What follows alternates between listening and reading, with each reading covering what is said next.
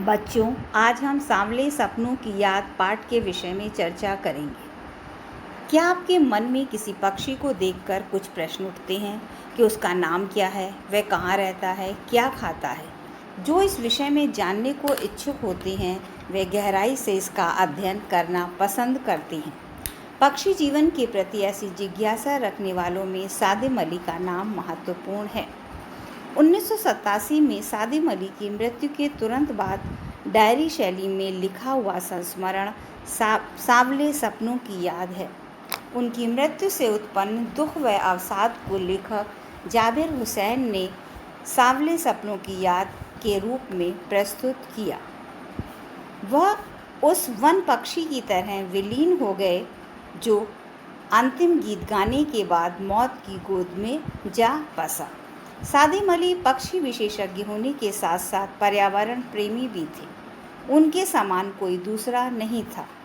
सादिम अली इस बात से क्षुब्ध थे कि लोग पक्षियों को आदमी की नज़र से देखते हैं। यही कारण है कि उनका मधुर संगीत मनुष्य को रोमांचित नहीं कर पाता।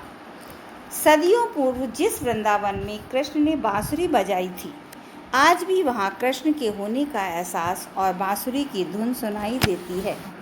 आज भी वृंदावन उस धुन से खाली नहीं हुआ। लंबी यात्राओं ने उनके शरीर को थका दिया था और कैंसर जैसे रोग से ग्रस्त होने पर भी अंतिम सांस तक पक्षियों की तलाश और सुरक्षा में वे लगे रहे। उनकी दूरबीन उनकी मौत के बाद ही उतरी थी। उनकी आंखों में दूर दूर तक फैली धरती और खुले आकाश जैसा जादू था। उन्हें प्रकृति में एक हंसता खेलता रहस्य दिखाई देता था। उन्होंने बड़े परिश्रम से ये दुनिया बनाई थी और उसमें उनका साथ उनकी पत्नी तहमीना ने भी दिया था। वे केरल की साइलेंट वैली को रेगिस्तानी हवा के झोंकों से बचाना चाहते थे। इस कारण वे प्रधानमंत्री चौधरी चरण सिंह से मिले। चौधरी जी भी गांव की मिट्टी से जन्मे थे। वे उनसे पर्यावरण सुरक्षा की बात सुनकर भावुक हो गए।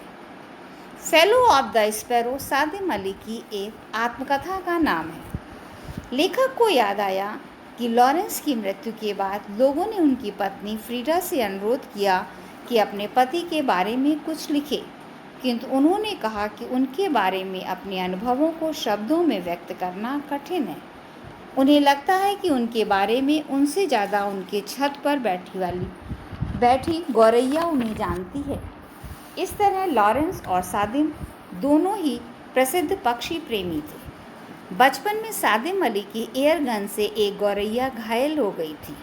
उस दिन से वे पक्षियों की खोज में रुचि लेने लगे। प्रकृति के रहस्यों को जानने के लिए एक से एक ऊंचाइयां छूने लगे। वे भी लॉरेंस की तरह नैसर्गिक जिंदगी का प्रतिरूप बन गए थे।